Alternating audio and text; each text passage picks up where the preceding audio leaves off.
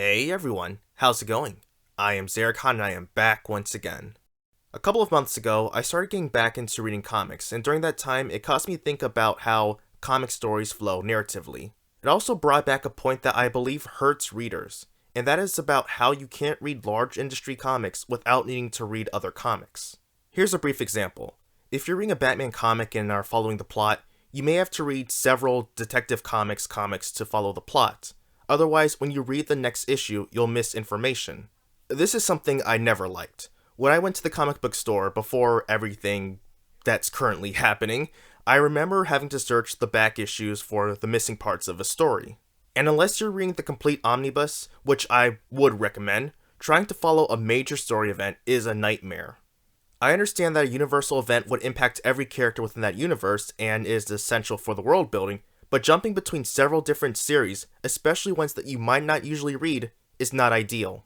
But again, this is nothing new. Even in the Golden Age, crossover events and other comics occurred, though they were minor compared to the Silver Age events and onward.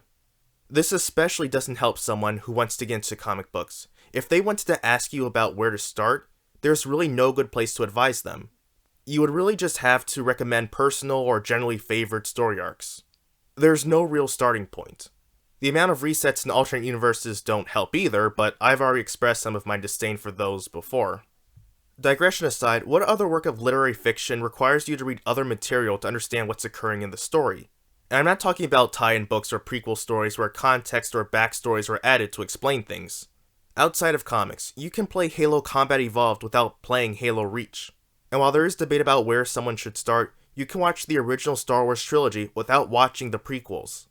The story stands up well on its own without needing a big explanation on why things are the way they are. This writing style permeated into the MCU, and while I like how it helped to form a cohesive bonding of all the films and added to the world building, if you skip a film, especially the more recent ones, you might miss out on the overarching story. And I'm gonna get crucified for this, but I didn't see Black Panther until quite a while after I saw Infinity War. When I saw Infinity War, I was wondering when Bucky ended up in Wakanda.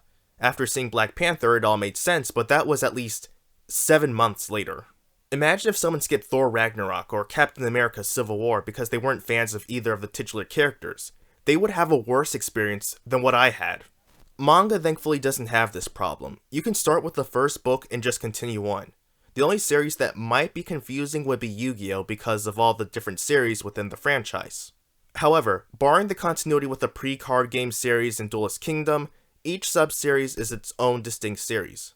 You can read 5Ds without needing to read GX, and you can read whatever new series they have now instead of needing to read any other series.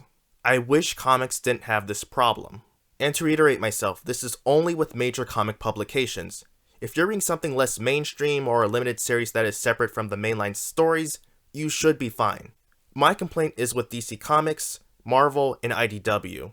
Dark Horse might have similar issues, but the only story that I've read published by them is Berserk, but that's a manga.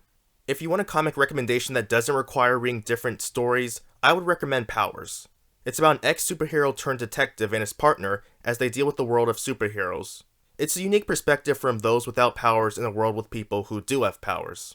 But that will do it for today. Thank you very much for taking the time to watch this video, I appreciate it. And a special thanks to those who came to my live stream last Friday. I mentioned this then, but I'll restate it here. I'm adjusting to a new schedule, so uploads will possibly be sporadic until I get into the swing of things. Thank you for your patience, support, and your understanding. If you know any comic books that are easy to get into, let me know in the comments below. I'm always interested in getting into something new. So, until next time everyone, I am Xeracon signing off. Have a good one.